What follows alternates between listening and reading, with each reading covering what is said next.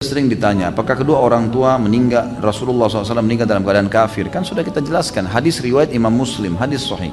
Ini bukan perkataan saya. Nabi SAW pernah datang ke sebuah wilayah namanya Rabwah, di sekitar dekat Mekah, 80 kilo kurang lebih dari Mekah. Lalu Nabi SAW terisak-isak menangis, seperti orang yang sedih sekali. Lalu Umar mengatakan, ya Rasulullah, saya tidak pernah melihat anda menangis seperti ini sebelumnya, gitu kan? Kuburan siapa ini? Kata Nabi SAW, ini kuburan ibuku ya hai Umar. Aku memohon kepada Allah agar menziarahi ibuku, aku diizinkan, dan aku memohon kepada Allah untuk beristighfar, untuknya aku tidak diizinkan. Tidak boleh beristighfar untuk orang yang kafir, gitu kan?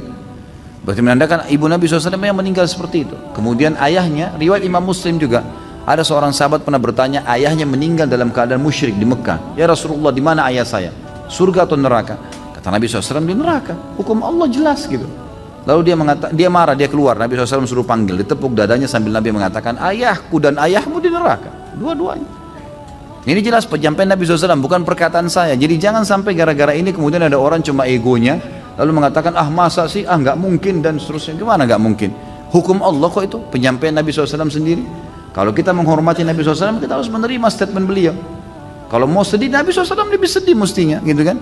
Tapi kita lebih mencintai Nabi SAW dari segalanya. Ini statement beliau. Dan kita kalau orang tuanya dalam keadaan Islam, tentu kita lebih junjung tinggi, kan gitu. Dan ada nabi-nabi sebelum Nabi Muhammad SAW seperti Ibrahim, ayahnya Azar meninggal dalam keadaan kafir. Nabi Nuh istrinya sama Nabi Lut juga istrinya, gitu kan. Jelas meninggal dalam keadaan kafir. Jadi tidak bisa dijadikan sebagai sebuah tolak ukur ego kita saja. Ibunda Rasulullah Sallallahu Alaihi Wasallam yang hamil di dalam perut Rasul Sallallahu, di dalam perut ibunda Aminah, itu adalah jabang bayi yang akan menjadi nabi terakhir.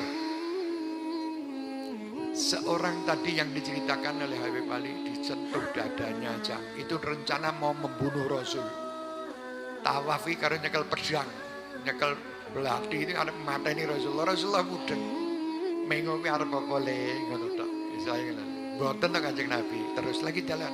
Rasulullah tahu ini mau mata ini. Wong Rasulullah itu tahu depan sama belakang sama kok. Jadi kalau di belakang itu ada sholat, orang sholat gojek, itu Rasulullah ngerti siapa sing gojek. Beda sama kita, udah ngaku CCTV, baru dilihat setelah selesai, oh ini yang gojek ini. Rasulullah tahu. Subhanallah, waktu itu akan membunuh, dipegang dadanya aja oleh tangan suci Rasulullah. Orang ini menjadi orang yang beriman dan bertakwa kepada Allah. Menyatakan, ya Rasulullah, orang yang tadinya sebelum aku masuk ke tempat ini paling ku benci adalah engkau, tapi saat ini orang yang paling ku cintai adalah engkau. Tangan tok. Nah ini bagaimana tubuh Rasulullah semua ada di perut, di kandungan Siti Aminah. Ini seorang ibu yang luar biasa. Sungguh sangat kurang ajar kalau ada yang mengatakan ibunda Nabi Muhammad di neraka. Ini tubuh Rasul Muhammad ada di kandungannya selama 9 bulan. Dikatakan Habib Ali, di situ Siti Aminah hamlan khafifan la tajidu lahu thiqala wala tashku minhu alaman wala ilala. Tidak ada rasa sakit, tidak ada rasa berat. Di dalam kandungan ini adalah Muhammad sallallahu alaihi wasallam, manusia yang tidak pernah merepotkan orang lain. Walaupun ibunda sendiri. Kenapa ayahanda Rasulullah Sallallahu Alaihi Wasallam itu meninggal lebih dahulu?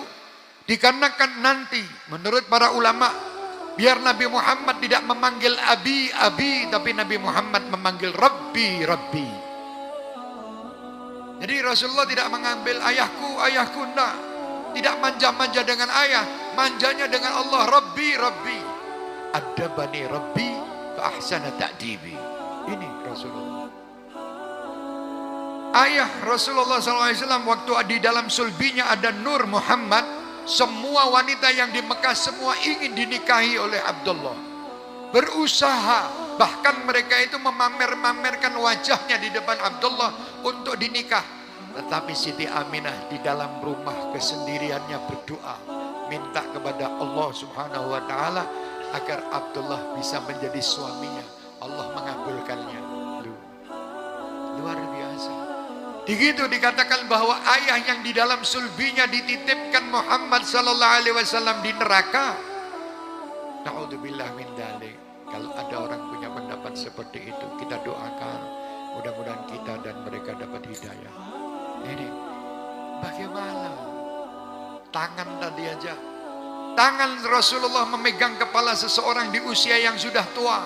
Orang itu dilihat rambutnya sebagian putih, sebagian hitam, padahal usianya sudah lanjut. Waktu ditanya, ya fulan, kenapa rambut kalian ini yang di atas putih, yang di atas hitam dan yang di bawah-bawah ini putih? Wahai saudaraku, sesungguhnya di masa kecilku kepalaku ini sering dipegang oleh Rasulullah. Rambut yang pernah, kepala yang pernah dipegang Rasulullah tidak pernah putih. Yang tidak dipegang ini putih. Loh, itu tangan Rasulullah. Ini Rasul ada di sulbinya Abdullah. Di situ dikatakan ayahnya kafir, neraka, jahanam, astagfirullahaladzim. Hati-hati, jangan gampang percaya. Kalau kita tidak tahu, tidak usah banyak komentar tentang itu. Itu urusan Allah Subhanahu wa taala. Tetapi saya punya keyakinan bahwa tidak mungkin Allah menitipkan jasad yang luar biasa ini kepada seseorang yang ahli neraka. Tidak mungkin. Subhanallah. Dan waktu itu paman Rasulullah SAW dititipi Rasul. Di masa kecil Rasulullah, paman ini dititipi Nabi Muhammad. Bukan paman itu merasa berat dengan adanya Nabi Muhammad. Tidak. Karena Nabi Muhammad tidak pernah memberatkan orang lain. Di situ Nabi Muhammad SAW dititipkan ke pamannya untuk meringankan beban paman Rasulullah. Karena paman beliau ini Abu Talib termasuk yang tidak mampu. Karena tidak mampu dititipi Rasulullah, cukup untuk memberi kehidupan bagi seluruh keluarga Abu Talib. Sewaktu makan yang biasanya itu anak sekian banyak, Abu Talib mempunyai anak yang banyak.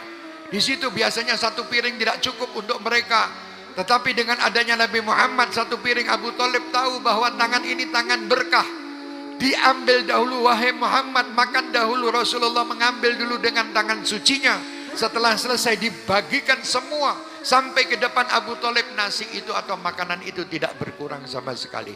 Ini kehebatan Rasulullah. Ini kehebatan Rasulullah. Jadi tidak pernah membebani. Tidak pernah membebani. Rasulullah dibebani itu sering. Sampai-sampai Abu Talib kalau pas kebetulan musim panas, beliau itu berdoa di depan Ka'bah. Mencari Aina Muhammad. Aina Muhammad, gendong dulu. Dia mengatakan, ya Rabb, berkat ini manusia ini turunkan hujan. Turun. Loh.